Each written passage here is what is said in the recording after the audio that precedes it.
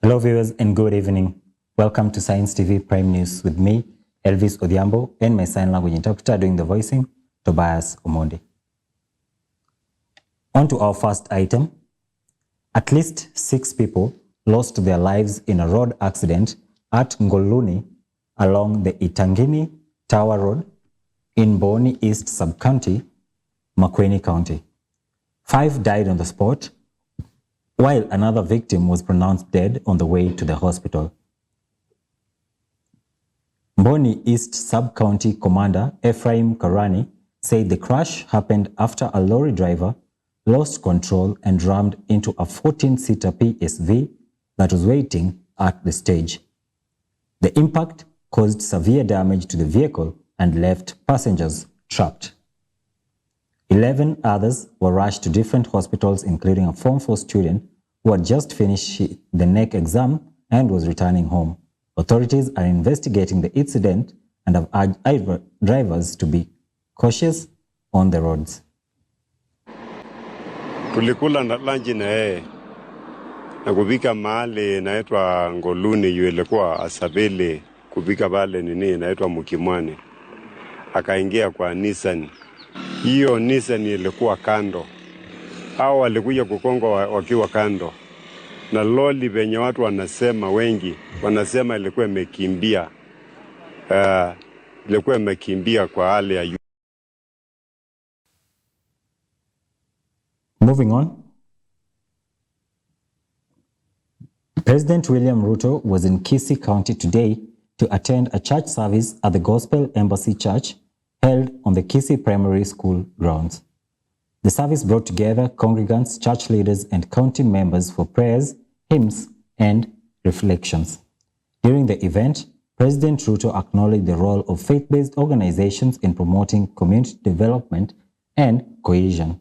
Church officials commended the president for attending the service, noting that his presence was a source of encouragement for both the youth and the local residents. The gathering also featured messages highlighting the church's contributions to spiritual growth and community initiatives.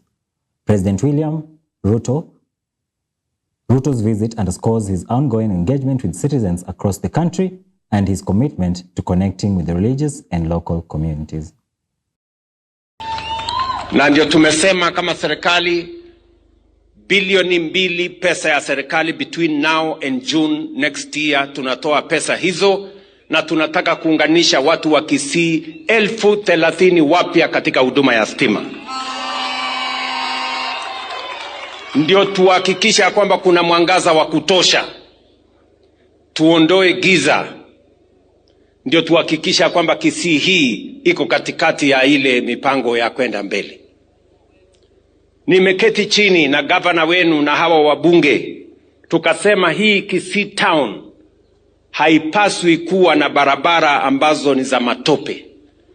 Bado tuko na barabara chache hapa Kisii mjini, na tumekubaliana, nimetuma officers wetu. Moving on. As the Mbeere North by-election campaign nears its end, candidates and party leaders have stepped up efforts to woo voters across the constituency. Former Deputy President Rigathi Gachagua began door-to-door campaigns this morning, seeking support for Newton Karish, the Democratic Change Party candidate. Residents continue to engage directly with political leaders who are highlighting their pledges and promising solutions to the local challenges ahead of the polls.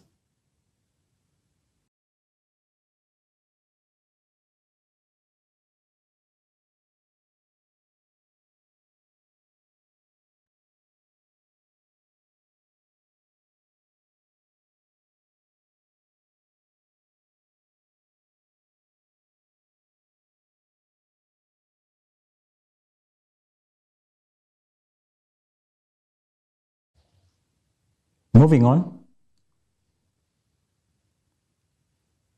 Nyamiranga County are demanding urgent action following the reported escape of a murder suspect from police custody.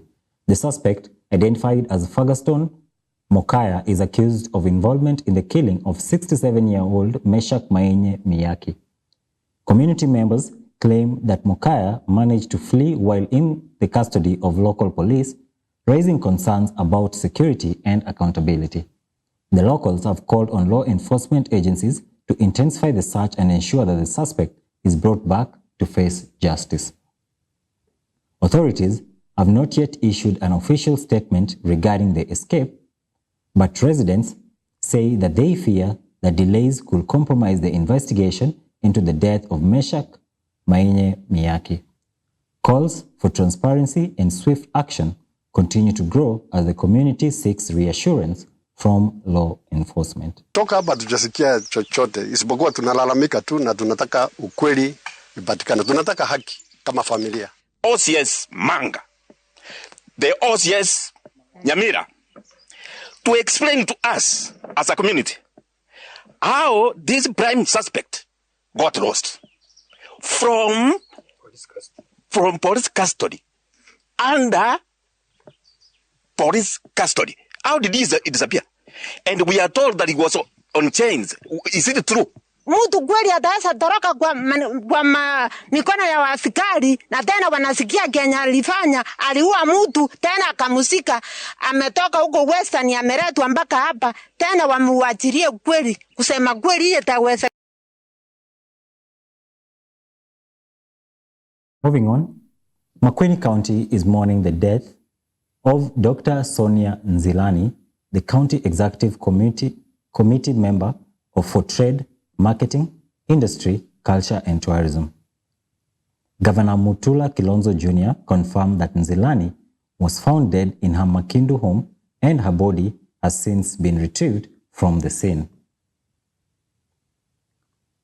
Nzilani, known for her environmental advocacy, was praised by the governor as an accomplished environmentalist with a strong passion for tree planting and community development.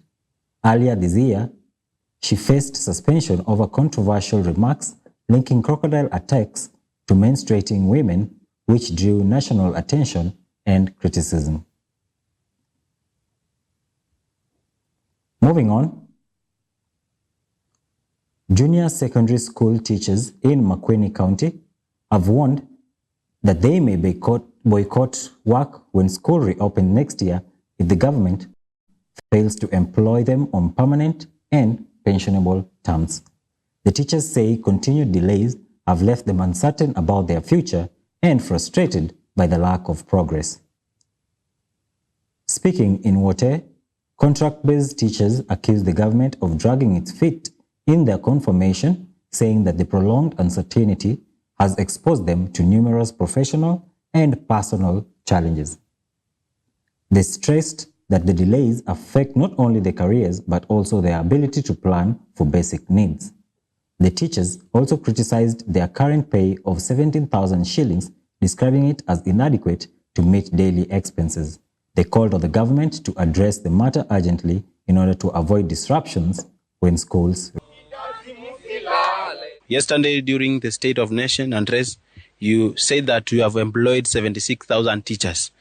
And you are also ready to employ another 24,000 teachers so that it can total 100,000 teachers. Now, my question is, are now the 76,000 teachers employed into P&P? Because only 56,000 teachers are employed on P&P. We must all agree that this is the worst time for being a teacher in this country. You are mistreated, you are underpaid, and the worst of all is if you are a student in this country at this time, because you are being told by a teacher, Nyamiranga, who is undermotivated. The worst time ever for a Kenyan student. On what basis will the indance renew the contract? It was for 12 months and that should be done.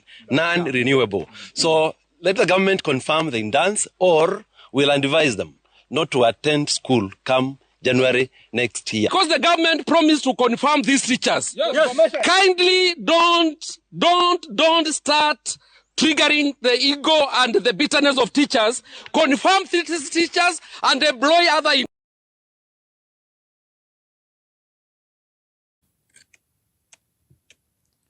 And with that, we come to the end of our news. Thank you so much for staying tuned. Don't forget to share with us your feedback on Science TV on all social media platforms. You've been with me, Elvis Odhiambo, with my sign language interpreter doing the voicing, Tobias Omondi. Wishing you a good night. Goodbye.